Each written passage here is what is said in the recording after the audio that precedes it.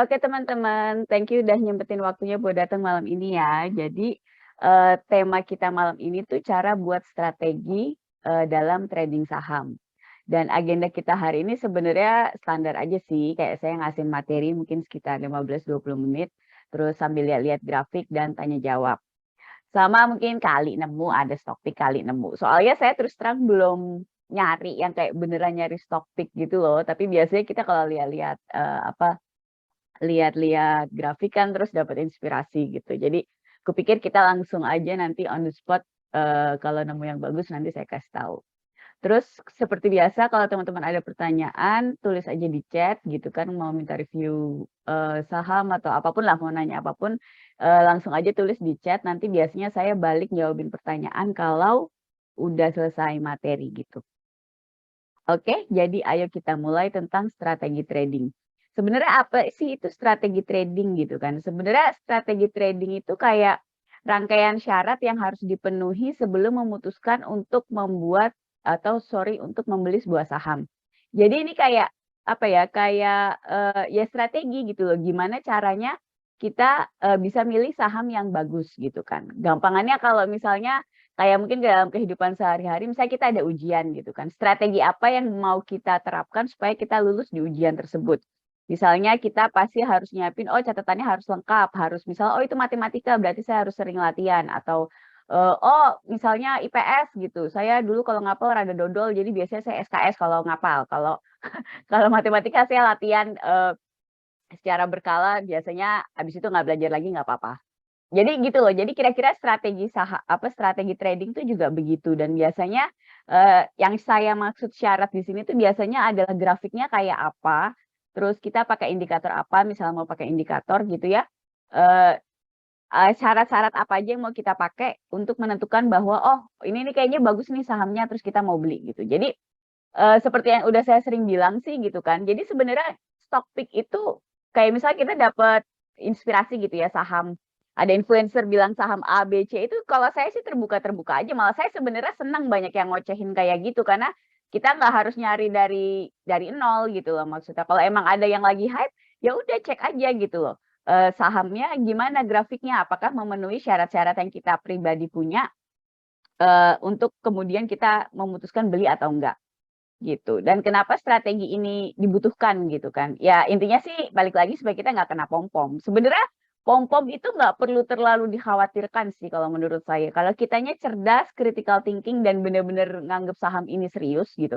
Sebenarnya pom-pom itu ya apa, ya pasti terjadi dan nggak bisa diapa-apain gitu loh. Maksud saya itu balik lagi ke kita gitu loh, nggak perlu kayak membenci para pom-pomers ini ya gitu, karena gimana pun mereka saya sih senang karena mereka mempopulerkan saham ke mana-mana gitu loh. Cuma ya akhirnya banyak kalau ada orang trauma ya kita yang kayak bagian, apa, bagian dokternya gitu kan yang menyembuhkan trauma orang awam kepada saham gitu. Jadi sebenarnya pom-pom itu terjadi karena ketidakmampuan dalam tanda kutip, ketidakmampuan kita dalam apa, mengambil sebuah keputusan investasi yang baik gitu. Dan strategi ini juga menurut saya itu wajib dibutuhkan kalau kita mau jadi trader yang mandiri.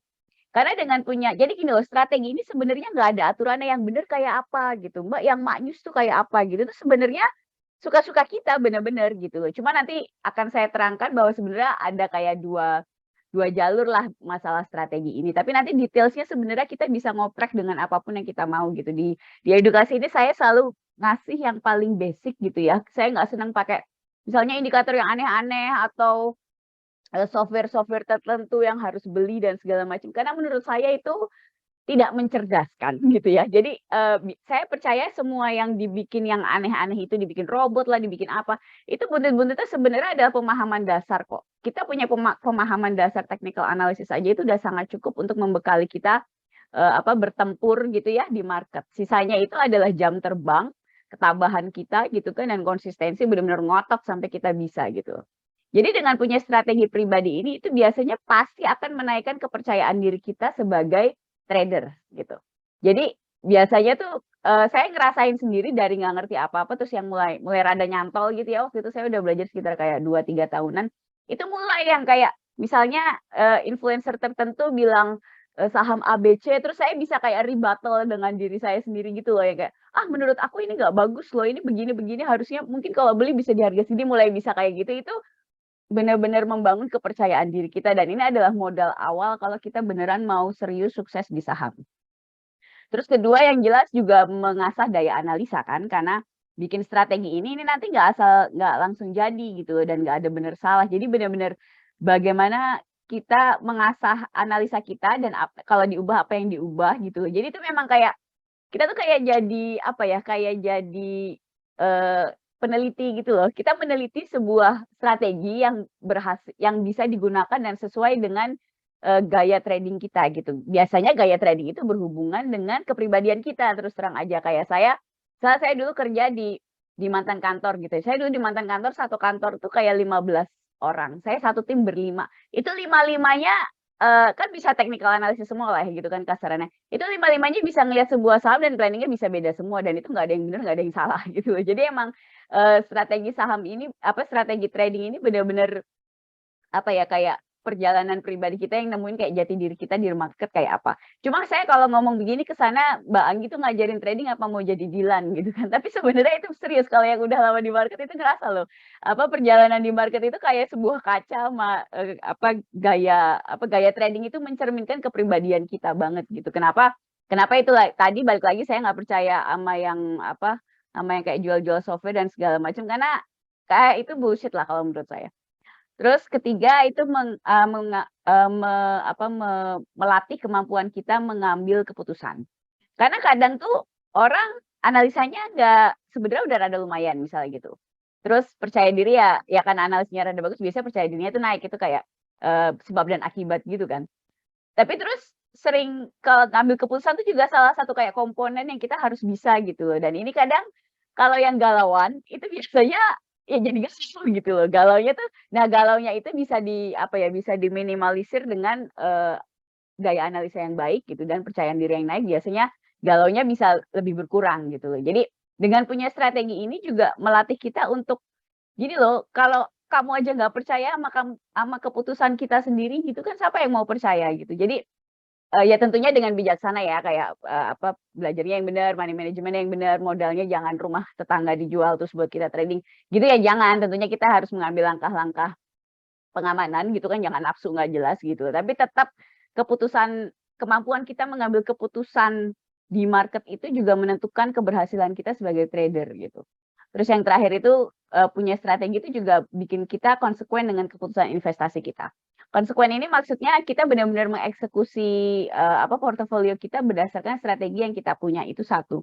Terus kedua, dengan konsisten mengeksekusi strategi yang kita punya gitu loh, itu kita bisa lihat yang namanya winning rate. Kenapa orang sering bilang winning rate gitu kan. Winning rate tuh intinya berapa kali kita benar dan berapa kali kita salah. Dan kalau saya juga menambahkan, winning rate itu sebenarnya bukan masalah salah benernya doang kayak, oh dari 10 transaksi dengan strategi ini 9 benar, 1 salah misalnya gitu. Itu bukan berarti strateginya bagus. Kenapa? Karena ada hal lain yang harus kita pertimbangkan adalah ketika menang itu, ketika benar itu, kita profit berapa, ketika salah, cut loss-nya tuh berapa gitu loh. Ada strategi trading kalau mau winning rate-nya tinggi itu misalnya take profit-nya tuh cepet banget sehingga let's say market lagi bagus dari 10 transaksi 9 benar, tapi setiap dia, bener gitu ya, setiap take profit itu misalnya let's say, ini contoh gampang aja buat ngasih konsepnya gitu kan. Misalnya dia, profit 100.000 gitu. 9 kali profit kan 900.000. Tapi yang gagal ini ketika dia cut loss yang jadi masalah misalnya cut loss-nya 1.000.000 gitu. Itu kan sama aja boleh kita bilang 9 kali kemenangan kita gitu loh, itu hilang sama 1 kali kalah, walaupun winning rate-nya 90%. Dan itu berarti strategi tersebut itu jelek gitu loh. Jadi, setelah saya lama belajar gitu, ternyata strategi yang bagus itu winning rate 50% aja kadang cukup kok. Bayangin deh 50% loh, itu kalau kalau ujian sekolah tuh nggak lulus nilainya 5 gitu loh. Tapi di saham itu bisa terjadi kita di bottom line-nya gitu, di pada akhirnya equity kita tuh tetap tumbuh walaupun misalnya winning rate kita 50%. Kenapa? Pertanyaannya kan gitu. Kenapanya itu karena, pada saat karena risk rasionya tuh bagus gitu, risk reward rasionya yang sering saya bilangin waktu kita, belajar tentang money management gitu. Jadi ketika kita take profit, itu misalnya take profit-nya 200.000 misalnya gitu. Tapi ketika kita cut loss-nya itu 100.000. Bayangin kalau 5 gitu kan, dari 10 transaksi kan 50% winning rate-nya bener 5, salah 5. Ketika ketika benar 5 kali, kita benernya misalnya take profit 200.000, itu kan 1 juta gitu loh. Ketika salah, misalnya minus 100.000 gitu kan, itu 500.000. Akhirnya bottom line-nya tetap itu tumbuh sebesar 500.000 equity kita gitu loh, modalnya. Nah, tapi yang jadi masalah biasanya kita tuh 1 kali cut loss aja udah patah hati gitu. Apalagi misalnya cut loss-nya beruntun di depan 3 kali gitu kan. Terus nanti kita yang berpikir, jangan strateginya cut loss mulu gitu, padahal itu belum tentu. Jadi saya pribadi mengkategorikan strategi itu bisa diandalkan kalau udah dicoba 100 kali. Tapi orang kan pingsan ya, kapan lagi mau beli saham 100 kali. Tapi at least kalau menurut saya at least jangan 2-3 kali cut loss terus kamu pikir strateginya itu nggak jalan deh gitu menurut saya. Paling nggak coba misalnya 10 kali untuk dilihat bagaimana strategi itu jalan. Nah, pada dasarnya strategi beli saham itu sebenarnya ada 2 gaya gitu kan. Yang pertama itu buy on weakness dan tentunya mungkin teman-teman yang satunya udah populer lah ya, buy on strength atau buy on breakout. Nah, ini sebenarnya dua-duanya itu nggak ada yang salah, nggak ada yang benar.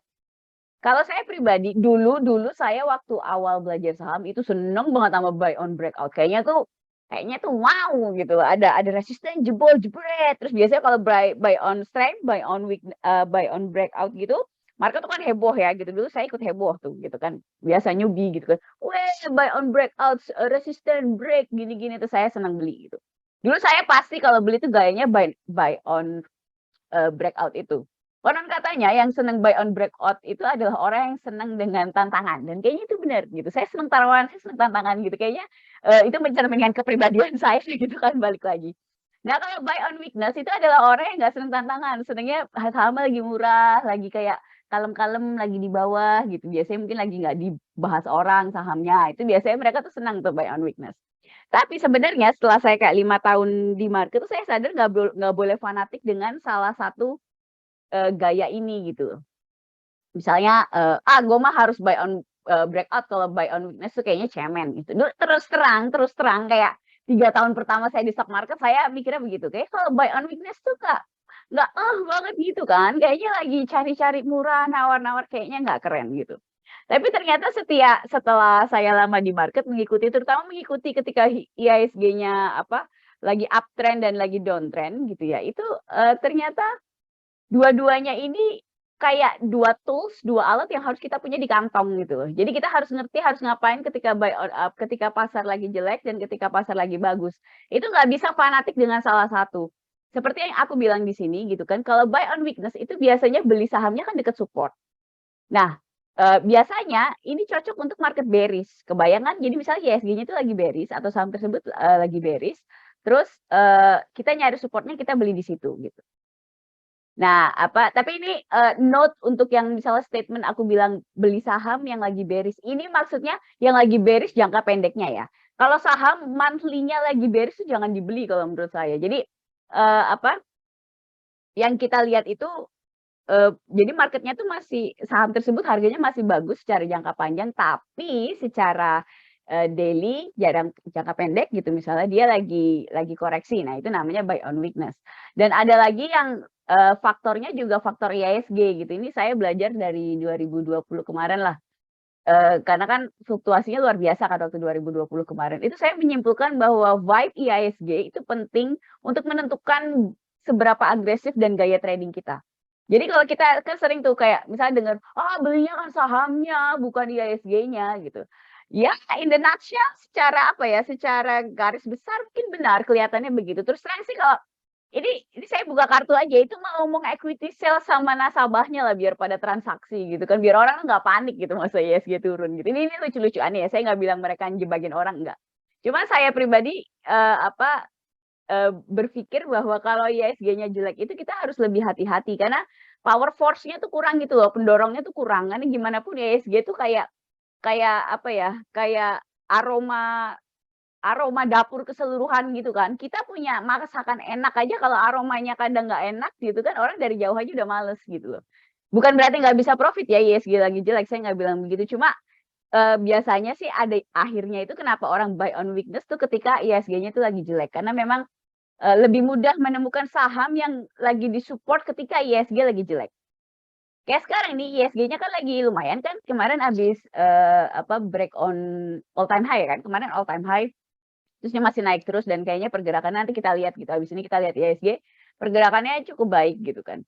Nah itu, tadi saya itu mencoba mencari contoh saham yang bisa buy on weakness, tapi nggak nemu. Terus saya pikir-pikir, "Kenapa nggak nemu ya?" Gitu, terus aku pikir, "Ya iyalah ISG-nya lagi bagus," gitu loh. Jadi, nanti saya kasih contoh aja buy on weakness kira-kira gimana di grafiknya pakai data yang lama, tapi data yang terbaru malam ini saya tadi sih sekilas aja sih, saya nggak ngoprekin semua ISG, tapi yang sekilas tadi setengah jam saya semedi, ternyata nggak nemu yang buy on weakness gitu kan.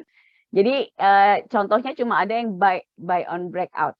Dan ini mencerminkan keadaan ISG sekarang. Jadi maksud aku, jadi gini loh kalau ikut, hopefully sih kayak sering ikut sesi edukasi gitu loh, biasanya itu nanti bisa kepola kok omonganku tuh sebenarnya itu-itu aja sebenarnya kalau udah paham gitu, tinggal gimana kita prakteknya. Karena sebenarnya ilmu technical analysis tuh, ya saya nggak bilang itu-itu aja ya, selalu ada ilmu yang baru. Cuma, sebenarnya dasarnya tuh itu, nanti pengembangannya tuh terserah masing-masing. Misalnya ada kan orang yang senang, Ichimoku, ada yang senang Fibonacci, mereka bakal nyari-nyari sendiri, itu monggo aja. Tapi saya selalu ngasih dasarnya yang paling bottom line, paling dasar, nasabah harus ngerti supaya itu tadi kan nggak dikerjain orang kalau di market. Nah, ini contoh strategi saham sih. Kayak, ya buat gambaran aja gitu kan. Misalnya, ini kayak buy on weakness ini ya, contoh yang pertama. Jadi ketika harga ada di support dan volume di atas MA20, maka bisa dipertimbangkan untuk melakukan buy. Kita akan tes, strategi saham ini, nanti maksudnya, aku lihatin di grafik ini sebenarnya maksudnya gimana gitu. Terus yang kedua misalnya strateginya ketika harga di resisten, break resisten, didukung oleh volume di atas rata-rata, di atas MA20, maka bisa dipertimbangkan untuk melakukan buy. Ini aku jelasin dulu gitu ya. Jadi intinya tuh di strategi ini gitu, di contoh yang aku kasih, kita akan melakukan pembelian, bisa buy on weakness, bisa buy on support kalau didukung oleh volume yang bagus, ceritanya begitu. Nah, indikator volume ini itu bisa, dikasih MA20. MA itu moving average. Jadi maksudnya MA20 itu maksudnya, rata-rata volume dalam 20 hari terakhir itu diplot, dibikin garis gitu. Sehingga nanti kita bisa lihat, secara rata-rata dia itu di atas rata-rata enggak gitu. Tadi kan kita mau bahas ESA ya. Nah, ini ESA-nya. Ini kita bahas volume dulu. Jadi volume yang di bawah ya. Jadi gini, pergerakan saham itu kita kan pengen sahamnya naik ya. Jadi intinya kita nyarinya saham yang kalau naik, volumenya tuh di atas rata-rata gitu. Atau dia buy on weakness tapi volumenya di atas rata-rata. Misalnya kita mau bikin, contoh yang buy on weakness ya. Ini ESA, grafiknya begini, ini support, udah saya tarik tadi. Nah, hari ini itu, wait aku dengar suara sebentar. Dia breakout gitu kan, breakout di atas rata-rata nih kita lihat, jadi yang hitam ini, itu adalah yang hitam itu adalah MA20 yang digaris dari data volume. Karena bisa juga kan MA-nya ditaruh sini gitu, ditaruh di atas misalnya ini buat contoh aja biar ngeh gitu. Jadi, Pak Hendri mungkin bisa di-mute?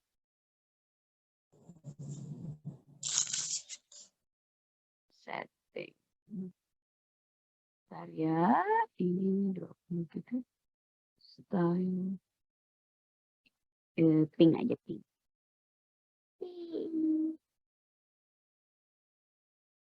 Nah, jadi, moving average itu bisa pakai bisa di volume, bisa di harga juga. Nah, ceritanya kita kalau berdasarkan trading plan tadi, strategi kita adalah, kalau dia, break resisten gitu, ceritanya resistennya kan di 706 nih, sekitar itu gitu. Kalau break resisten dengan volume yang bagus, maka kita, buy gitu.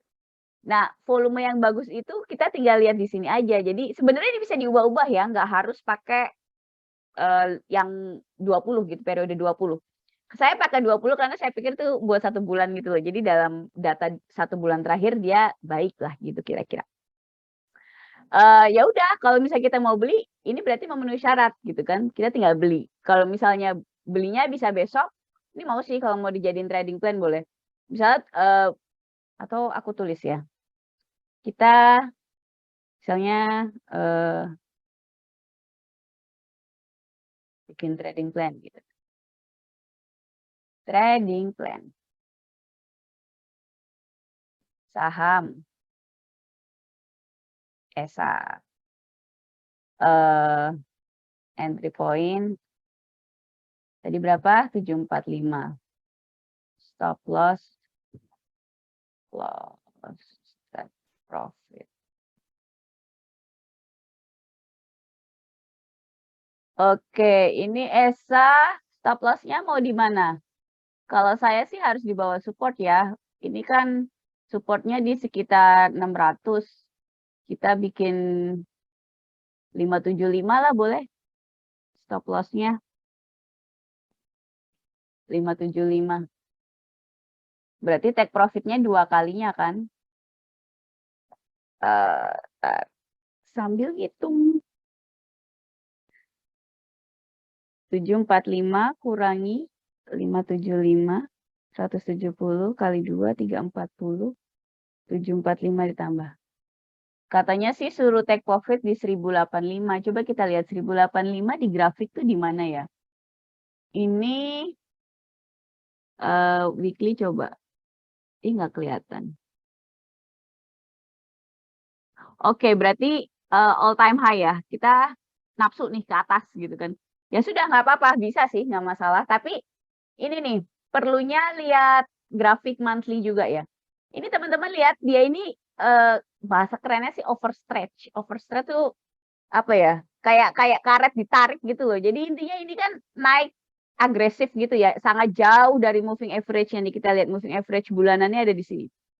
Itu kita harus sadar bahwa ini high risk trading gitu. Karena dia secara jangka panjang itu harusnya harganya masih di sini. Jadi harusnya dia sangat mungkin nanti kalau dia kejeduk gitu ya di atas membuat support resisten baru yang entah di mana kita nggak tahu karena nggak ada datanya belum terjadi. Dia akan balik, akan ketarik oleh moving average-nya. Moving average kan begitu. Jadi Bapak Ibu kalau nanti kita bikin ini tadi planning kita kan, kita beli di sini karena apa IHSG lagi bagus, oke lah kita high risk trading boleh. Kita beli di sini misalnya besok pagi jebret, nanti kalau turun di bawah tadi itu 575 itu tolong di cut loss ya. Karena kalau nggak di cut loss, itu nanti resikonya secara jangka panjang dia bakal balik ke sini nih, ke support terdekat lah sekitar 400. Atau kalau kita lihat di weekly, supportnya di sini, ada support kecil di sini 540. Jadi itu yang yang jadi pertimbangan kita yang bisa cut loss apa nggak cut loss ya gitu loh. Itu tuh kayak gitu. Jadi nggak cut loss itu bukan berarti itu menguntungkan ya. Kadang menguntungkan karena kita pikir kan nggak rugi Mbak. Tak tunggunya sampai naik lagi gitu kan. Tapi belum tentu kalau misalnya satu belum tentu naik kita kan nggak tahu. Terus kedua kita harus lihat grafiknya secara jangka menengah dan panjang gitu loh. Kalau kira-kira bakal nungguin ke 500 kalau beneran dia ke 535 gitu. Itu kita minusnya berapa? 60%-an kan gitu loh. Itu belum naik ya, belum tentu naik gitu. Kalau dia jeblok kita kan nggak tahu gitu loh. Jadi kalau saya kenapa saya itu penganut aliran memang harus cut loss. Yang jadi masalah cut loss-nya berapa kan gitu. Itu yang nentuin itu bukan cut loss-nya ada di harga berapa ya ruginya itu. Ya iya sih maksudnya itu sih jelas secara teknikal matematis itu kan cut loss-nya di harga berapa akan menentukan ruginya berapa. Tapi sebenarnya efeknya terhadap total portofolio kita yang menentukan itu adalah belinya berapa gitu. Kalau Bapak Ibu misalnya ini kita bikin trading plan begini terus besok HK satu portofolio dimasukin gitu kan, itu sama aja bodong gitu loh. Ketika dia pasti nggak berani cut loss Bapak Ibu kalau kayak begitu tradingnya gitu. Begitu misalnya amit-amit salah, jeblok ke bawah gitu kan 575 kita harga pasti nggak berani ke atas. Akhirnya ditungguin tuh pakai jurus bismillah dan berharap dan berdoa dan segala macam kan. Karena nilai yang kita masukkan terlalu besar sehingga kita ke state masuk ke bawah ke pemikiran bahwa nggak bisa nih duitnya banyak di situ nggak bisa cut loss gitu. Itu sebenarnya yang salah bukan strategi tradingnya ya. Biasanya orang tuh menyalahkan strategi tradingnya gitu loh. Ini sih gara-gara apa belinya pas buy on breakout sih jadinya kayak begini. Coba belinya buy on weakness. Sama aja Bapak Ibu mau belinya buy on weakness atau breakout gitu. Yang jadi masalah itu balik lagi belinya berapa gitu. Kenapa position sizing itu sangat penting gitu loh. Nah, sekarang kalau misalnya ini kan contoh yang buy on breakout gitu ya. Kalau buy on weakness itu kira-kira belinya begini, anggaplah itu belum terjadi gitu. Kita udah lihat dia mondar mandir di sini nih. Nah, pada saat dia di bawah sini tuh kita udah liatin kalau di support nih. Tapi ini nggak gitu kelihatan ada ininya. Wait. Nah, ini belinya di support terus nunggu volumenya juga bagus.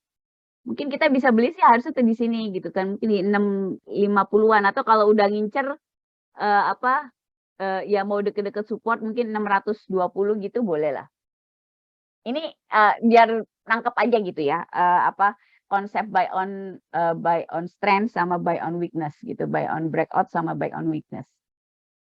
Jadi kira-kira begitu. Terus aku mau ngomong, oh ini sih cuma kayak apa tadi aku ngasih kalau nanti nggak ada yang nanya kita bakal cup-cup saham ini kita iseng-iseng kita liatin satu-satu karena tadi saya lihat di RPI ini adalah saham-saham yang dibeli asing dalam 1 bulan terakhir. Jadi kupikir buat lucu-lucuan aja. Biar kalau apa kita lagi pada stuck bareng-bareng nggak ada inspirasi, kita lihat ini. Tapi ini nggak perlu dilihat semua nanti 4 jam edukasinya. Oke Pak Heru. Iya Mbak, secara tahunan juga nggak pernah nyampe 1000. Cut loss bisa di-setting 5% kah? Tadi ketika masuk di bawah resisten 575 turunnya sampai 22%. Iya Pak, betul. Terus terang kalau 5% itu masih kecil ya kalau menurut saya. Saya tidak menentukan cut loss berdasarkan kayak kita pernah ngobrolin ini deh Pak Heri di DM. Saya nggak pernah menentukan cut loss berdasarkan berapa persennya gitu. Karena saya berargumen bahwa apa ada ada ada alasannya kenapa grafiknya begini gitu. Jadi kalau kita setting 5% itu memang dalam range pergerakan harga yang normal gitu loh maksud saya. Ini kita besok beli ini 745 misalnya. Itu nanti dia tek-tek di sini nih di 706 atau mungkin dia kadang main-mainin hati kita ke 650 gitu kan. Itu normal-normal saja memang begitu. Jadi break itu nggak langsung terus dia ya ada sih yang langsung jedet-jedet ke atas. Kalau newbie itu bayangannya begitu. Tiap beli terus besok kan naik gitu. Sayangnya tuh hidup nggak seindah itu gitu. Jadi kadang nanti dia bikin kita galau gitu kan di sini gitu kan ke 640 itu biasanya kalau newbie itu langsung, "Mbak ini gagal banget tradingnya Mbak, beli di 740 sekarang di 650 hancur sudah hatiku berkeping-keping," gitu kan. Itu sebenarnya nggak hancur berkeping-keping ya Bapak Ibu, cuma karena perspektif ya apa ini balik lagi ini butuh waktu gitu ya. Saya juga dulu begitu, cuma sebenarnya itu tidak perlu ketakutan. Jadi tetap apa dia akan tetap ditahan oleh area ini gitu loh. Kecuali terjadi pembalikan harga yang benar-benar dia ke 575 itu nggak bisa ditolerir lagi gitu loh. Karena memang dia udah jebol support dan udah di bawah sih nggak cuma jebol support. Kadang orang ada yang kalau nyeting cut loss gini kan misalnya 600 terus 595 deh itu kena Bapak Ibu mau 1 tik 2 tik persetan lah itu. Dulu saya bikinnya gitu, 1 tik masih kena ya udah aku bikin 2 tik, terus akhirnya aku bikin 3 tik. Setelah saya pikir saya itu nggak penting banget tahu dibikin kayak gitu. Jadi makanya kalau saya rendahin sekali ke 575. Kalau 575 ini kena itu udah saya lebih baik cut loss dan berhati-hati gitu. Nah sekarang bahasin pertanyaan Pak ini tadi ya, Pak Heru. Kenapa 22%? Sebenarnya itu bukan 22%-nya, Pak, tapi karena struktur harganya begitu, kebetulan saja ketika kita bidik area 575 itu jadinya 22%. Ya jadi masalah saya sadar betul newbie itu sering mikir, "Aduh, bener aja deh, saya bisa bangkrut kalau trading rugi 22% terus," gitu kan. Nah inilah pentingnya position sizing gitu loh. Emang enak tuh kalau belajar position sizing tuh dikasih contoh gitu. Jadi position sizing ini misalnya ini ya, intinya sih kita tuh mau beli berapa banyak gitu. Misalnya ini 745, misalnya modal awal kita 10 juta katakan begitu, terus risk per trade, saya selalu ngajarin ini setiap edukasi. risk per trade itu adalah berapa banyak yang mau setiap gini loh. Kalau trading itu kita eksekusi lalu kita cut loss, berapa banyak resiko yang mau kita tanggung. Jadi di sini misalnya 1% dari total modal ya. Jadi bukan 1% dari harga 745 turun 1% saya cut loss, itu cut loss terus Bapak Ibu tiap hari, ya Allah. Ya saya sih senang aja, transaksi banyak, tapi itu nanti 3 bulan juga kapok, trading di saham, tradingnya begitu gitu. Ini jadi 1% dari total total kita punya modal. Jadi kalau 10 juta, 1%-nya itu 100.000. Bener kan? Saya ngomong salah lagi? Ya benar, 100.000. Gitu. Jadi kalau kita cut loss, itu kita rugi 100.000. Modal kita 10 juta. Coba ditelaah baik-baik gitu kan, didengarkan dengan hati nurani gitu ya.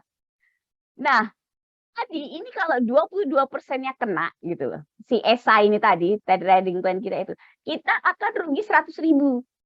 Nah, kebayang kan? Jadi nggak perlu mengkhawatirkan, Mbak, tapi ruginya 22% loh gitu loh.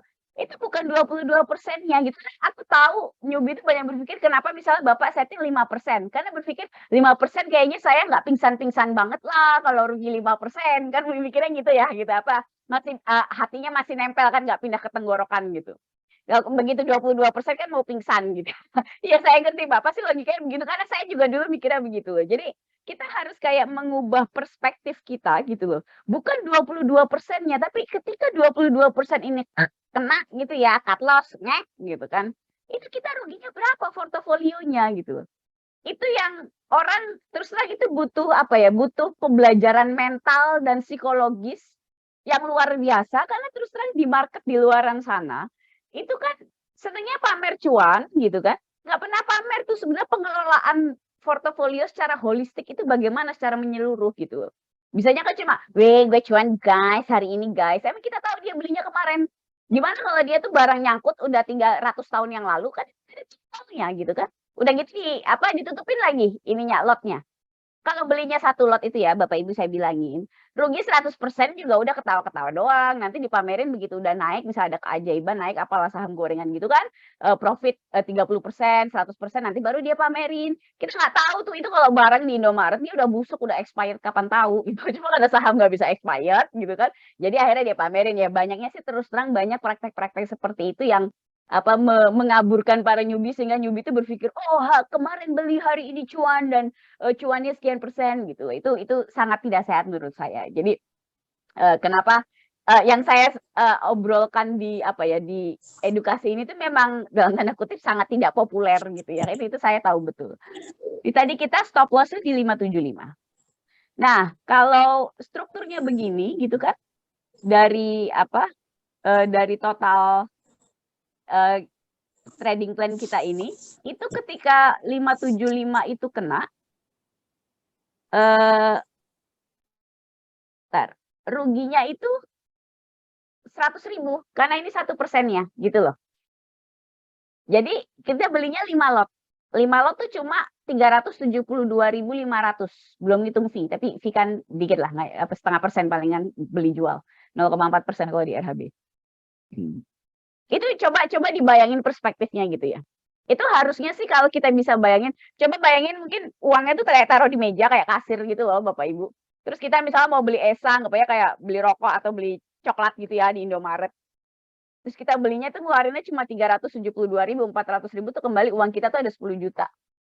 Kalau ternyata kita beli terus coklatnya expired harus kita buang, itu duit kita balik 272.500. Kan begitu toh, risk per trade-nya kan 100.000 untuk ngasih apa ya? Ngasih kita kayak sebuah gambaran sebenarnya kita ngapain sih gitu. Karena kalau kadang pakai trading ini kan kalau belum belum familiar gitu pakai bahasa trading tuh keder gitu. Jadi kira-kira planning trading itu adalah kita mau beli sebuah coklat yang namanya ESA gitu. Uang kita 10 juta kayak di kasir itu kan, di dompet deh gitu. Terus kita beli ESA-nya ini 5 biji, 5 lot. 5 lot ini kita bakal ngabisin 372.500. Yang jadi masalah kita nggak tahu nih begitu beli, ESA-nya itu expired ke 575 gitu kan, kita buang. Itu bisa kita balikin gitu kan, kita buang. atau dia ternyata coklatnya enak dan ke 1.000 akhirnya kita, dapat profit gitu. Nah, itu yang terjadi adalah kalau kita dapat terus ternyata, oh coklatnya zonk nih, ke 575 kita cut loss, itu duitnya balik, 272.500. Oke, kita rugi 100.000.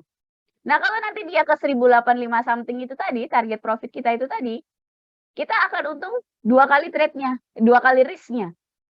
Jadi kita untung 200.000, maka uang yang balik ke kita adalah 572.500 gitu loh.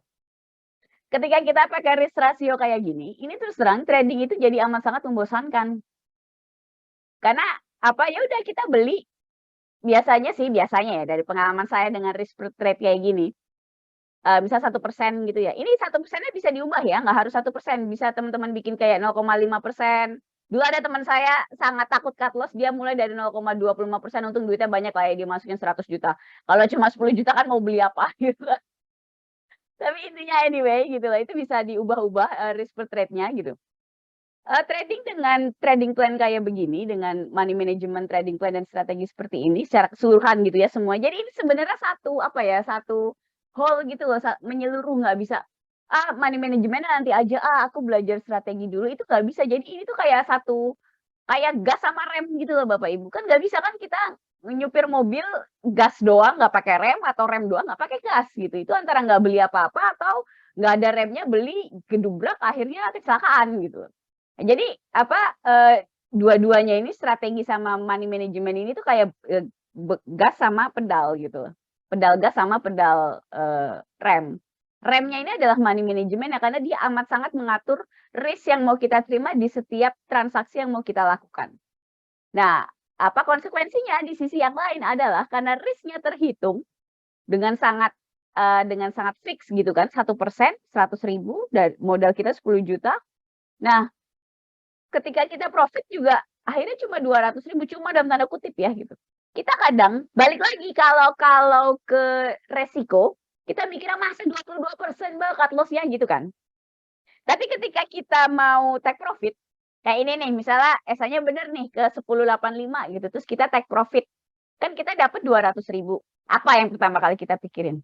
Ih, modal gue 10 juta masa take profit cuma 200.000, modal gue apa kapan kayanya, mikirnya gitu kan. Dan faktanya begitu Bapak Ibu, yang bener memang begitu gitu. Kenapa orang umurnya lama di stock market gitu ya, at least untuk awal deh, untuk 3 tahun pertama ini yang saya, apa ya, yang saya, eee yang saya tawarkan ke Bapak Ibu, tolong kuasain keseluruhan ini ilmu dasar yang saya kasih ini dulu. Untuk 3 tahun pertama aja biar nggak bengep-bengep gitu kan, ditonjokin market sampai apa, sampai pingsan gitu kitanya. Biar kita nggak pingsan gitu kan. Tolong dipahamin dulu, nanti kalau misalnya, analisa udah lumayan nih, misal let's say Bapak Ibu udah 3 tahun gitu kan, analisa udah lumayan, modal mungkin mulai ya 100 juta apa, bismillah gitu kan, mulai banyak rezeki dan segala macam, itu bisa risk per trade-nya dinaikkan. Konon katanya ada yang sampai risk per trade itu 5% gitu, ada.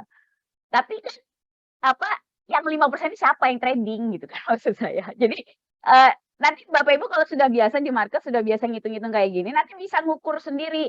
Mbak Anggi 1% ini cemen punya, gue masih lebih berani Mbak Anggi, mungkin gue bikin 2,5% gitu. Itu bisa silakan, tapi Bapak Ibu sudah dapat sistemnya kayak orang nyupir motor deh. Orang nyupir motor pertama tertib kan, pakailah helm, bawalah SIM, motornya di kiri pelan-pelan gitu kan, belok kiri, rating kiri dulu gitu kan, nanti kalau sudah ekspor nanti kayak ibu-ibu, apa, ratingnya ke kiri beloknya ke kanan gitu kan.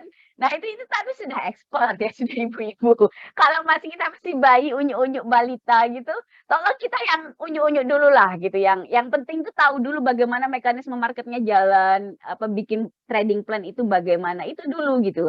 Nanti kalau sudah ekspor, sudah apa, sudah lebih banyak gitu ya jam terbangnya, itu nanti bisa menyesuaikan sendiri. Misal, oh saya nggak suka yang bagian ini Mbak Anggi ajarin, mau saya ubah. Misal risk per trade-nya mau saya ubah, atau misalnya, apa, oh saya punya indikator yang saya suka banget, ini nih, apa, saya mau pakai itu dan, misalnya lebih cocok, winning rate-nya lebih tinggi, apa, nanti Bapak Ibu bisa otak-atik sendiri, itu nggak ada batasnya Bapak Ibu, batasnya itu langit, gitu loh. banyak nasabah saya yang jauh lebih agresif dari saya trading-nya dan secara kepentingan saya pribadi, saya lebih suka nasabah kayak gitu. Karena itu menghasilkan omset yang banyak buat saya gitu. Tapi yang jadi masalah, kalau saya mendorong, teman-teman yang masih baru, saya dorong buat agresif, itu nanti 3 bulan saya nggak punya nasabah, bubar kabeh gitu. Karena semua orang depresi dan stres dengan hasil di market gitu. Jadi makanya saya lebih lebih main jangka panjang, lebih baik kayak saya invest waktu mendidik hal-hal yang dasar seperti ini supaya Bapak Ibu selamat 1-2 tahun. Nanti setelah itu silakan Bapak Ibu mau berpetualang, mau nyari yang lain, ilmunya itu masih banyak terus terang yang bisa dioprek. Tapi money management ini harus punya di kantong apapun yang terjadi gitu. Walaupun nanti detailnya bisa diubah kayak tadi risk rate-nya diubah gitu kan. Itu terserah, tapi harus ada pemahaman paling nggak mekanisme ininya tuh dapat dulu, nanti Bapak Ibu bisa atur sendiri gitu. Nah terus, untuk kayak gini nih, strategi kayak ini kan strategi kita kan cemen banget kan sebenarnya cuma, oh kalau break support kita beli, volumenya bagus kita beli, kalau misalnya itu buy on strength, terus kalau buy on weakness kita beli di support gitu kan. Volume bagus lalu kita beli. Itu kan cemen banget ya. Kita biasanya di market itu, sering nggak Bapak Ibu yang kayak biasanya kalau yang baru nih ya, terus terpesona gitu, "Weh, ininya," misalnya, "Oh Fibonacci apa tuh ya?" Gitu, atau, "Oh Ichimoku, banyak gambarnya," gitu. Nih coba coba biar biar nggak ngantuk gitu kan, dengerin saya ngoceh doang, coba kita cari Ichimoku. Nah, Ichimoku Club. Wow, biar rame kan. Ada yang senang lihat biasanya kalau newbie itu senang ngasih banyak indikator sampai harganya nggak kelihatan gitu. Itu nggak apa-apa emang biasanya awal juga begitu dulu saya ngoprek hampir kayaknya semua aligator, apalah semua indikator yang saya dengar, namanya gitu, terus saya pengen kenalan sama indikatornya gitu. Itu memang kalau menurut saya sih nggak apa-apa, invest waktu aja. Saya lebih senang orang yang begitu daripada orang yang nggak mau belajar. Terus kerjanya pokoknya apa deh yang bagus kasih tahu gue gitu. Itu kalau susah ya, kalau mental yang begitu tuh susah karena kita orang tuh ya orang tuh beda-beda gitu lah. Jadi nggak bisa kalau mentalnya nggak mau belajar gitu terus terang susah Bapak Ibu, membantunya juga susah karena saya itu bisa membantu kalau diberikan pertanyaan gitu. Jadi misalnya kayak dibombardir pertanyaan itu saya senang karena akhirnya saya ngerti nih kayak, oh misalnya Pak Heru ada di sini, Pak Edi senangnya ini, gitu. Nanti Pak Widodo biasanya datang kan senangnya ini. Itu saya bisa ngerti keadaan teman-teman jadi bantunya bisa lebih gampang gitu. Biasanya kita itu di market itu terjebak dengan mencari strategi. Ini dioprek, periode diganti, periodenya pakai Fibonacci, Mbak, atau segala macam lah, segala macam jurus dan tendangan-tendangan gitu ya. Itu biasanya kita terpusat nyari yang terbaik gitu. Nah, untuk padahal seperti yang saya bilang tadi gitu, itu winning rate itu tidak terlalu penting gitu. Jadi mencari indikator terbaik itu nggak ada. Tetap indikator tuh pasti ada salahnya. Yang bikin kita selamat itu money management gitu. Kenapa saya sangat mengedepankan untuk ngerti ini gitu loh, money management ini. Jadi pakai strateginya tuh masih unyu-unyu aja yang biasa, misalnya kayak begini gitu kan, break support, volume bagus, oke, dan beli. Itu asal money manajemennya bagus Bapak Ibu, itu lebih baik daripada Bapak Ibu sibuk menghabiskan waktu mencari, strategi terbaik yang ada di pasar modal Indonesia gitu. Tapi ininya butut, strategi risk manajemennya butut. Butut itu misalnya ini pengalaman saya pribadi dulu waktu belajar. Biasanya tuh saya beli saham dulu tergantung feeling. Feeling bukan feeling angkanya, saya tidak percaya angkanya pakai feeling dari dulu, tapi saya feeling sahamnya. Misalnya, saya beli, BCA, BCA ini keren cuy. Gue suka sama BCA, saya suka sama BCA gitu. Jadi saya belinya banyak. Karena saya pikir BCA guys gitu kan, saya belinya banyak. Giliran saya beli misalnya apa gitu ya, yang kelasnya di bawah BCA lah misalnya Tebik atau ini nih ngasal aja ya sebagai contoh gitu maksudnya Piwon atau apa gitu. Itu saya yang kayak rada ragu deh gitu kan. Akhirnya saya belinya dikit. Itu akhirnya karena bagaimanapun akhirnya itu, di market itu nggak ada yang tahu gitu kan. Mana kita tahu misalnya ternyata yang naik Piwonnya, BCA-nya ternyata stuck atau malah cut loss misalnya, entah bagaimana, market kan nggak ada yang tahu. Itu akhirnya pada saat keeksekusi, Piwonnya take profit dan BCA-nya stop loss, itu akhirnya imbang gitu loh. Karena BCA-nya belinya banyak, di stop loss, ruginya gede kan gitu loh. Nah, piwonnya karena saya feeling gitu kan, belinya dikit, take profit, akhirnya nggak kerasa, akhirnya profitnya piwon ini tidak bisa menutupi kerugiannya BCA gitu. Karena bias di kepala saya gitu kan, karena saya pikir BCA lebih keren daripada piwon, entah bagaimana saya sampai kepada keputusan itu, pasti ada, setiap orang punya tendensi sendiri lebih senang yang mana gitu kan. Jadi, karena pakai feeling itu gitu kan, belinya position sizing-nya, akhirnya hasil akhir trading-nya tuh ngalor ngidul. Dengan ada Excel begini, itu sangat, apa ya, sangat terarah gitu loh hasil trading kita gitu. Jadi, apapun belinya gitu, apapun sahamnya gitu ya, itu ngitungnya tetap sama, mau di LQ45, mau itu, mau Unilever, mau BCA, mau abal-abal bumi, apa segala macam, itu tetap money manajemennya untuk menentukan belinya berapa banyak itu sama. Sehingga nanti hasil akhirnya tuh dia berimbang gitu loh di portofolio kita. Biasanya sih kalau kita terapkan begini, pengalaman saya paling total uang kita itu 10 juta itu paling dapat 5 saham maksimal. Jadi biasanya saya beli jebret-jebret-jebret di awal kalau ngeliat yang bagus ya, ini nggak saya paksain, kadang ya saya beli cuma 2 gitu. Biasanya saya beli itu kalau nggak salah sih maksimal bisa 5 gitu. Ini ada pertanyaan lagi dari Pak Heru. Mbak minta tolong dibahas cara menentukan resisten bawah lagi dong untuk nentuin cut loss tadi di 575. Sebenarnya ini ilmu menentukan resisten gitu ya. Support dan resisten. Jadi support dan resisten itu gampangnya tuh area di mana sudah terkonfirmasi dalam sejarah saham tersebut dia mondar-mandir gitu kan harga. Ini kita ngasih pakai yang jangka pendek karena lihat cuma pergerakan harga dari Februari. Gitu. Karena kalau coba kita lihat kalau di weekly itu gimana ya? Kalau di weekly juga begini nanti support area of value-nya gitu, area yang penting-pentingnya lagi di sini nih. Di sini terus sama ini di bawah. Jadi makin sering sebuah support dan resisten itu dites gitu ya, itu makin kuat. Kalau sahamnya naiknya begini, agresif begini, itu nggak banyak yang bisa kita tes karena dia ya agresif gitu kan. Ya ini mungkin rada lumayan lah bisa ditarik ke sini, oh sudah dites 3 kali area 430. Ini dari weekly. Jadi support dan resisten itu amat sangat relatif. Nggak ada benar salah. Jadi itu kenapa banyak yang bilang technical analysis itu setengah sains, setengah seni. Karena memang ngelihatnya itu begitu. Itu kenapa kita butuh money management itu tadi gitu. Jadi nggak perlu bertengkar sama teman gitu kan bahwa support 600 itu lebih kuat daripada 550, nggak perlu buang waktu. Kalau mau pakai di 600 silakan, mau 550 silakan, tapi balik lagi money management itu fix semua harus dipakai gitu. Nah, dari trading plan ini tadi yang kita bikin ini kan, dia kan breakout gitu kan di sini. Itu supportnya ini dari Februari sih cukup kuat gitu kan. Dites udah banyak kali nih kan 1, 2, 3, 4 gitu. Jadi sebenarnya support dan resisten tuh latihan aja Pak Heru. Narik dari grafiknya itu gitu. Kenapa saya selalu nyaranin sebenarnya teman-teman itu kalau awal belajar saham gitu ya, itu tiap hari coba deh 1 jam, setiap hari lihat grafik. Ngapain Mbak lihat grafik? Tentuin aja dia uptrend atau downtrend, itu dulu awal.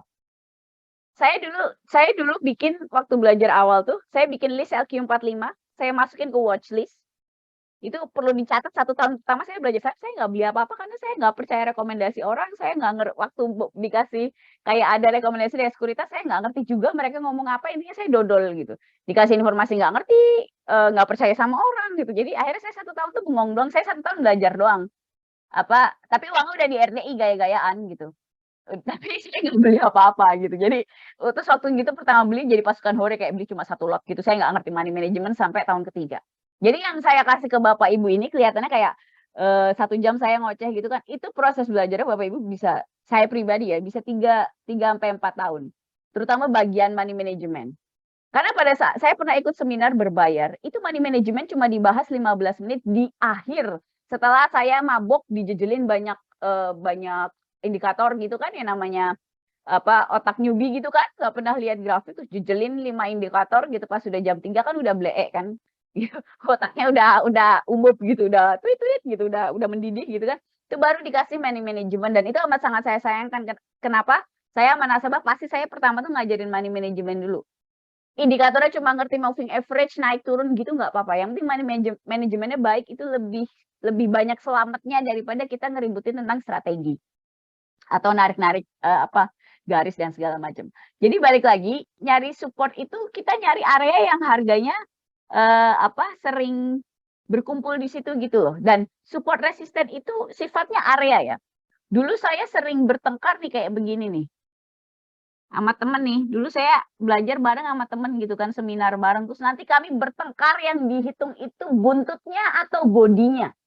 Ini kalau begini dihitung 3 kali atau 4 kali, karena ini dihitung apa enggak gitu, karena dia kan cuma gitu kan, cuma buntut doang gini loh terus naik lagi. Itu bertengkar apakah lebih fix bodinya begini atau, kalau buntut begini tidak absah, tidak dihitung gitu. Ini nggak usah diperdebatkan Bapak Ibu, terus terang aja itu nggak penting banget gitu.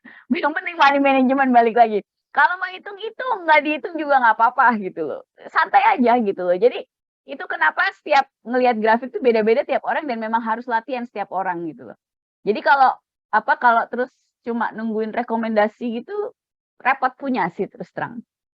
Karena banyak detail-detail yang hanya bisa terjadi kalau kitanya beneran praktek gitu loh. Sangat beda cuan dari rekomendasi orang gitu dengan kita, nyari sendiri gitu. Itu sangat beda bikin planning sendiri, serius. Makanya ya, eee, apa, kayak petualangan banget sih belajar saham tuh beneran deh.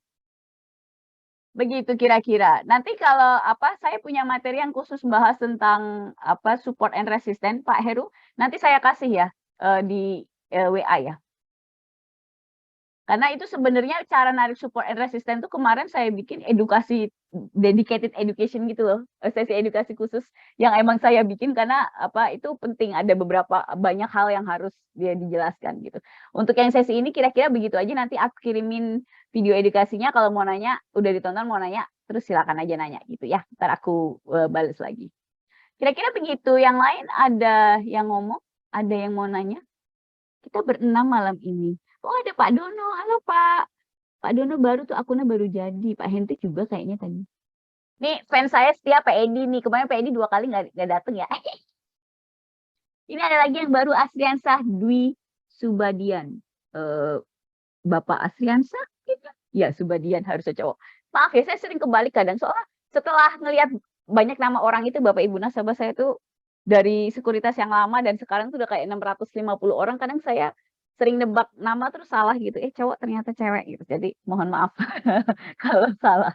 Ada lagi yang mau ditanyain? Kita udah hampir 1 jam nih. Pak Edi biasanya nanya Pak Edi.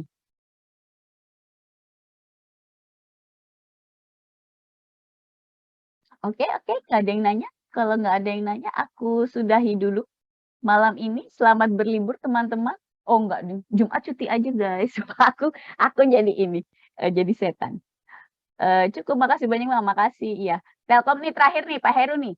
Telkom boleh kita kulik ya Mbak, kalau aku lihat boleh buat beli tuh Mbak. Menarik nih, Bapak mau beli di mana nih Pak Heru? Coba idenya bagaimana idenya? Ini sebenarnya saya lebih senang gitu ya, jadi kasih ide apa gitu, biar, bisa dibahas bareng-bareng, karena itu sebenarnya kan praktek ya. Kadang kita kayak butuh yang kadang kan gini, Bang ya jadi ngomong, "Saya mah nggak bisa, saya mah newbie," gitu. Dulu saya sering ngerasain udah tutor aja ngomong, saya cuma itik-itik di belakang gitu. Tapi sebenarnya begitu kita ngelempar ide ke publik itu jadi nanti kan dapat feedback gitu ya. Kenapa Anggi ngeliatnya begitu, misalnya dulu gitu, kenapa Heru ngeliatnya begitu, oh ini menarik gitu kan, gini begitu begini begitu. Itu nanti jadi kayak feedback buat kitanya gitu. Jadi asik kalau menurut saya tuh, bagus tuh buat dibeli gitu. Karena aku lihat dia posisinya lagi di bawah dan mau lihat naik garis birunya. Garis biru apa ya?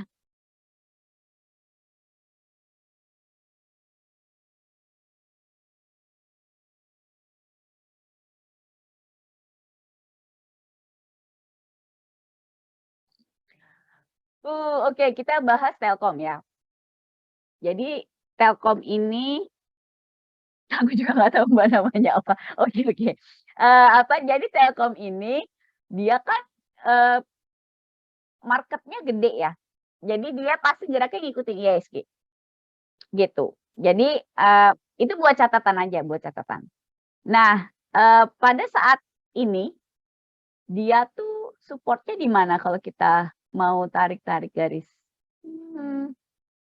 Ini bolehlah ya. Ini supportnya rengget-rengget begini mengesalkan. Saya paling sebel kalau supportnya rengget-rengget begini. Rengget-rengget itu maksudnya jaraknya deket-deket gitu loh. Ini terus supportnya mana lagi? Oke. Ih, habis. Nggak ada sini doang. Oke lah, berarti supportnya sih di sini lah ya. Sampai ke 4.000. Sini. 4.000 di bawah. Nah, jadi kalau balik lagi Telkom itu kan besar ya market size-nya gitu di bursa. Jadi dia akan ngikutin pergerakan bursa. Kita iseng lihat tadi aku kan janji bahas IHSG-nya belum aku lihat, maaf. Nah, bursa sendiri kebetulan sekarang kan lagi bagus ya. Kemarin kita all time high. Terus ternyata bertahan 3 hari di atas support resisten seperti yang saya bilang waktu beberapa minggu yang lalu. Jadi kayaknya pergerakannya bagus dan terbukti memang pergerakannya bagus, dia dikawal MA20 atau trendline yang biru ini, yang hitam ini. Lihat nih Pak Heru, bar terakhir ini itu kayak Telkom kan gitu, pergerakan harganya. Jadi ya let's say kita lihat Telkom. Emang kalau gede begitu, BCA juga mirip kayak begitu. Nah, ini udah kan di sini. Kalau mau beli itu ya sekarang bolehlah kalau nafsu. Tapi mungkin tunggu deket-deket 4.200 lah Pak, 4.250 gitu bolehlah. Ini sih nawar-nawar emak-emak aja. Tapi sebenarnya mau beli itu sudah dekat area support boleh. Nanti cut loss-nya, ya ini cut loss-nya masing-masing. Ada 2 pilihan sih, bisa cut loss misalnya ya deket-deket sini lah ya 4125. Tapi saya pribadi sih nganggep ini masih normal pergerakan ke 4125 karena ngelihat dari sini itu harganya kan area ini kenapa saya nggak suka yang kayak kalau areanya itu terlalu dekat gitu ya antar support dan resisten. Ini kan sekitar 4.050 ke 4.230 gitu. Ini sebenarnya masih deket banget gitu loh. Jadi kalau kalau saya nanti cut loss-nya di bawah sini, tapi pasti pada nggak mau. Wah, masa 3.000 panik gitu kan. Jadi udah deh cut loss-nya kita di sini aja di 4125 mungkin karena terakhir harga di sini kan. Ini paling rendah berapa ini? Lihat mana sih? Nah, ini saya kelamaan kagak lihat grafik ya. Nih close-nya 4170, lihat low-nya berapa? Oh, 4150 low-nya. Jadi di bawah 4150 lah dengan asumsi karena 2 Februari kemarin harga terendah di situ. Begitu kalau mau. Jadi kita tulis deh, kita tulis. Tadi kan aku ditulis yang ESA tadi. Telkom belinya di berapa tadi? Berapa 25? 4250. 4250 stop loss-nya di 4125.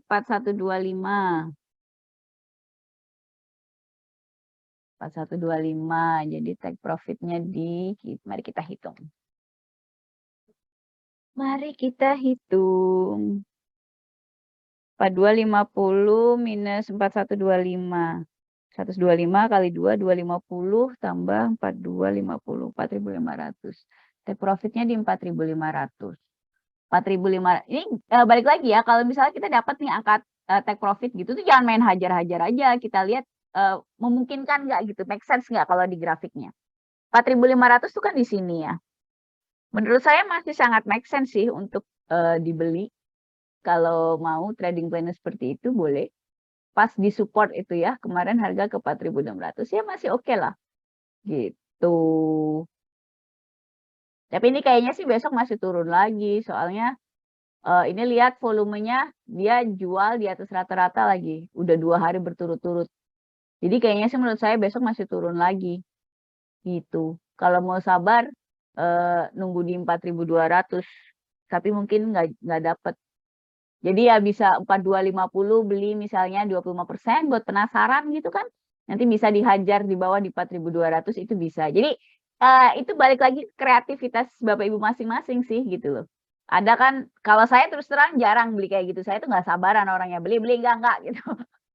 Saya nggak sabaran orangnya buat yang kayak, 25%, misalnya kita mau beli misalnya 1.000.000, oh 250.000 saya beli di titik ini dulu, nanti, sisanya beli di bawah atau kadang ada yang dibagi 3, ada, teman saya ada yang sabar seneng kayak begitu ada.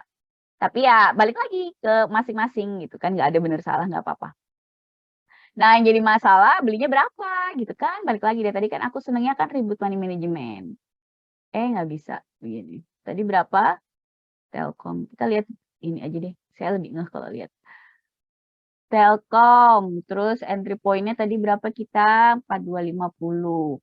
Terus stop loss-nya 4125 tadi ya. Tuh suruh belinya 8 lot, Pak, 3.400.000. Oke, kalau uangnya 10 juta. Jadi kalau kita cut loss nanti ruginya 100.000. Risk per trade 1%. Oke, kira-kira begitu. 4125 pun ya 4.500. Iya, Pak, take profit-nya di 4.500. Kira-kira begitu deh. Contoh membuat trading plan gitu. Jadi, sambil lihat-lihat sih Bapak Ibu kalau bisa ini deh, tiap hari deh nyari satu saham kayak gini beli aja gitu. Risk per trade-nya misalnya dikecilin lah gitu kan, misalnya 0,5% gitu. Boleh. Buat latihan, karena makin sering latihan itu nanti beda deh ngerasain udah kayak bikin planning sendiri terus baik berhasil maupun gagal itu biasanya ada feedback yang kita dapat. Sangat beda dengan misalnya nanya ke orang, "Beli apa nih?" Gitu, terus, dia naik, dia turun, kita take profit, rugi itu kayak nggak ada ngaruhnya gitu loh buat kita. Jadi belajar bikin trading plan sendiri aja pasti salah, tenang aja pasti salah, yang jadi masalah tuh bukan nganalisa saya bener apa enggak, tapi belajar sampai akhirnya kita dapat feedback buat diri sendiri, nanti kerasa, "Oh kayaknya saya kurang ngerti ini." Nanti jadi kalau toh misalnya nanya ke saya atau searching di YouTube gitu ya, nyari informasi di online itu lebih terarah. Karena biasanya keluhan banyak nasabah sih, "Saya tuh bingung Mbak, mau nanya apa aja bingung," gitu. Itu sebenarnya mau nanya apa aja bingung karena sama sekali belum nyoba apa-apa gitu.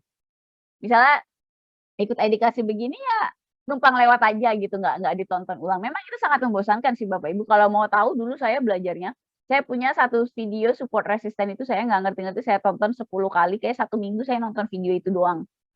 Sampai akhirnya nyangkut gitu di kepala saya, sampai akhirnya ini Pak, ngerti. Oh dari Astronaci, mari kita lihat Astronaci-nya.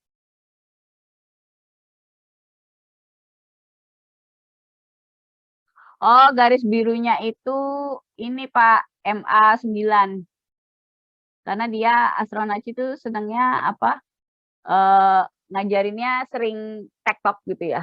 Emang biasanya kebanyakan orang sih ngajarin tektok, tapi karena saya pribadi tidak tektok, jadi menurut saya aneh kalau saya mengajarkan kayak day trading gitu, karena terus terang saya memang tidak day trading.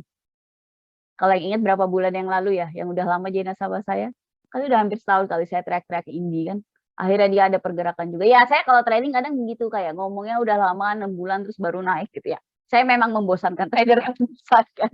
Ini, buat Bapak Ibu yang nggak tahu ini, grafik XAU itu ini, gold, emas.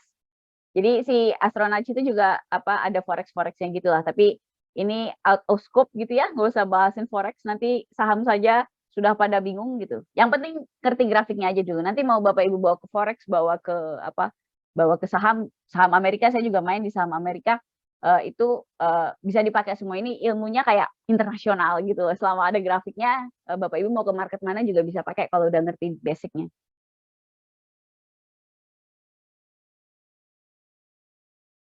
Garis yang di bawah itu ada yang merah atau ada yang biru? Oh, ini ya yang di bawah ini MACD. Ini kan maksudnya merah biru ini kan yang di bawah. Ini, stokastik Pak, bukan MACD, sorry. Jadi stokastik itu, salah satu indikator, untuk menentukan wait, saya lupa. Stokastik itu untuk menentukan intinya sih kapan naik, kapan turun. maaf bukan, oversold dan overbuy. Nah, itu istilahnya. Jadi, apa, ini sekilas ya kan sudah jam 8 dan, apa, kita tidak jadi ini harus satu satu sesi edukasi lagi nih, bahasin stokastik. Jadi temennya stokastik, MACD, RSI itu satu model lah gitu, tapi intinya dia adalah memberitahu ke kita kapan harga sudah oversold dan kapan sudah overbought. Itu bahasa keren, intinya tuh kapan harganya udah melenger, udah capek turun dan udah capek naik, ceritanya begitu.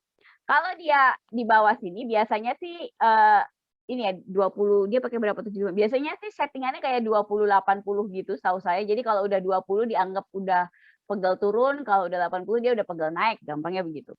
Jadi kenapa kalau kita mau beli ya apa, apa, nunggu di bawah gini, gitu. Di bawah jadi, apa, 20 kalau udah deket di bawah, terus udah mau naik begini, terus kita beli. Begitu, apa, secara umum penggunaan stokastik begitu. Tapi stokastik itu tidak bisa berdiri sendiri ya, dia dia indikator, apa itu namanya, pokoknya dia nggak bisa berdiri stokastik itu. Jadi harus, dikawal dengan, yang lain. Misalnya mau pakai, moving average, terus harus ngerti support and resistance-nya.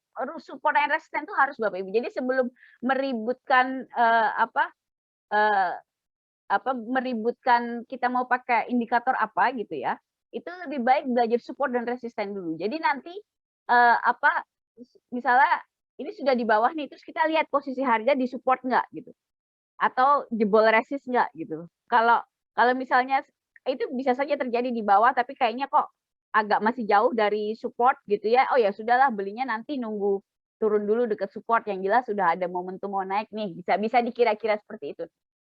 Kira-kira begitu. Jadi dia nggak bisa berdiri sendiri gitu, harus apa, harus ada yang lain. Untuk di saham swing indikatornya pakai apa aja? Tadi udah aku jelasin sih di depan bahwa kalau, indikator tuh bisa pakai apa aja gitu ya. Mungkin Ibu baru datang ya gitu, jadi nanti tonton dulu sesi edukasinya dari awal sampai akhir.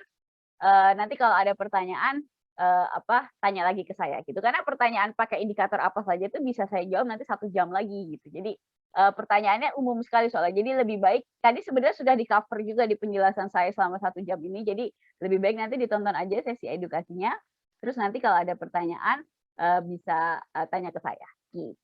Iya, baru gabung nggak apa-apa, Bu. Nanti ada rekamannya ya teman-teman, rekamannya hari Sabtu. Kita berlibur dulu, nanti Jumat saya ngedit-ngedit gitu, baru nanti, apa, Sabtu saya upload di YouTube seperti biasa, oke? Nanti saya umumin biasa di Instagram sama di WhatsApp, buat nasabah. Jadi itu saja buat malam ini, terima kasih teman-teman sudah meluangkan waktu. Saya tuh setiap edukasi pikir ada yang datang nggak ya, kalau nggak ada yang datang gimana gitu. Tapi alhamdulillahnya tuh selalu ada yang datang, jadi saya senang gitu. Bapak Ibu bersemangat sekali gitu. Oke, terima kasih semuanya udah datang, I'll see you in the next education ya, bye-bye.